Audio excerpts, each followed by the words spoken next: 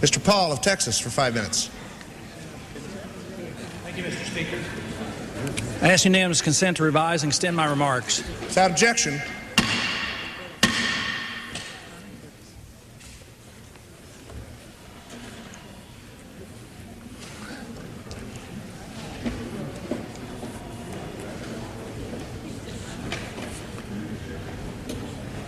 Gentleman from Texas. Thank you, Mr. Speaker. Mr. Speaker, we were warned, and in the early years of our republic, we heeded that warning. Today, though, we are entangled in everyone's affairs throughout the world, and we are less safe as a result. The current Middle East crisis is one that we helped create, and it is typical of how foreign intervention fails to serve our interests. Now we find ourselves smack dab in the middle of a fight that will not soon end. No matter what the outcome, we lose. By trying to support both sides, we in the end will alienate both sides. We are forced by domestic politics here at home to support Israel at all costs with billions of dollars of aid, sophisticated weapons, and a guarantee that America will do whatever is necessary for Israel's security. Political pressure compels us to support Israel, but it's oil that prompts us to guarantee security for the Western puppet governments of the oil-rich Arab nations. Since the Israeli-Arab fight will not soon be resolved, our policy of involving ourselves in a conflict unrelated to our security guarantees that we will suffer the consequences. What a choice. We must choose between the character of Arafat versus that of Sharon. The information the average American gets from the major media outlets with their obvious bias only makes the problem worse. Who would ever guess that the side that loses 7 people to every one on the other side is portrayed as the sole aggressor and condemned as terrorists?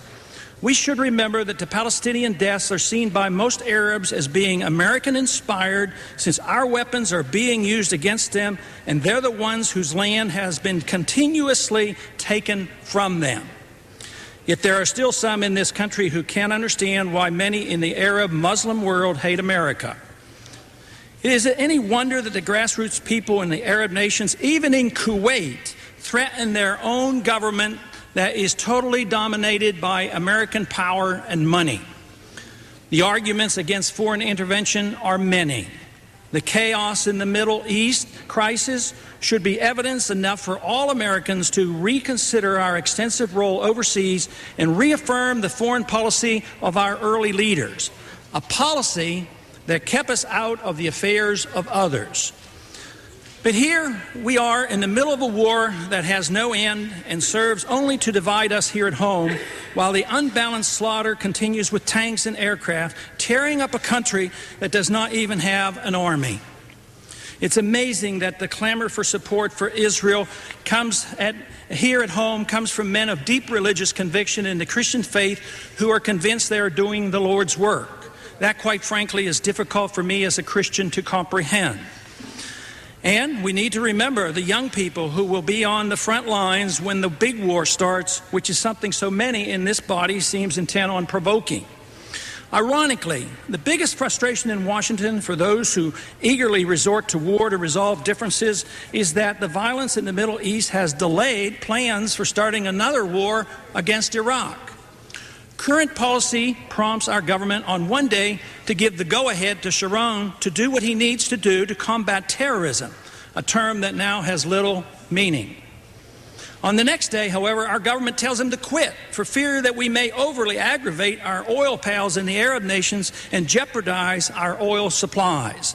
This is an impossible policy that will inevitably lead to chaos. Foreign interventionism is bad for America. Special interests control our policies, while true national security is ignored. Real defense needs, the defense of our borders, are ignored, and the financial interests of corporations, bankers, and the military-industrial complex gain control, and the American people lose. It's costly, to say the least. Already, our military budget has sapped domestic spending and caused the deficit to explode. But the greatest danger is that one of these days, these contained conflicts will get out of control.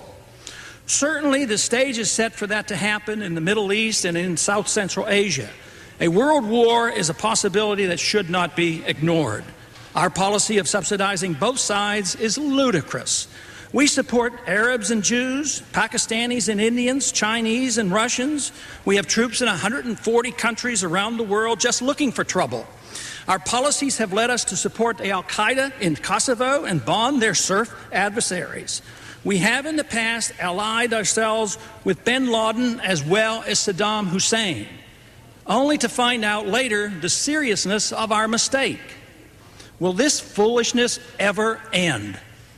A non-interventionist foreign policy has a lot to say for itself, especially when one looks at the danger and inconsistency of our current policy in the Middle East. Mr. Speaker, I yield back the balance of my time. Gentleman yields back the balance of his time.